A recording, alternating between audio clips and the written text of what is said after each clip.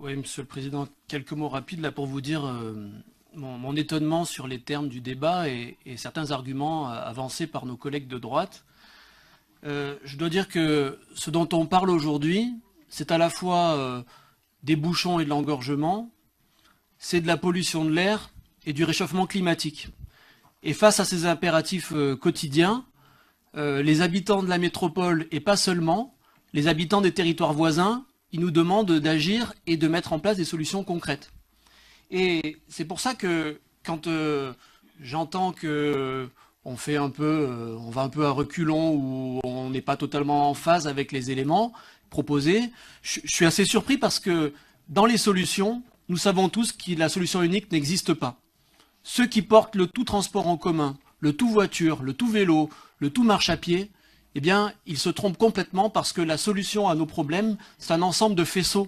de propositions qui permettent à chacun de changer son comportement. Et quand on nous propose d'innover,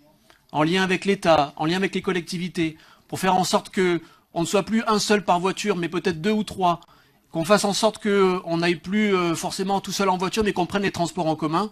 eh bien, je crois qu'on doit absolument foncer sur ces voies-là et ne pas se regarder le nombril et regarder le fonctionnement de nos collectivités, parce que l'enjeu, il dépasse les aspects institutionnels.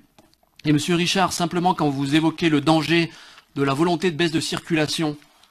mais que si demain, on est 3 ou 4 dans une voiture plutôt qu'il y ait 4 voitures, où est le risque, où est le danger de la baisse de circulation? On parle quand même, encore une fois, de santé publique,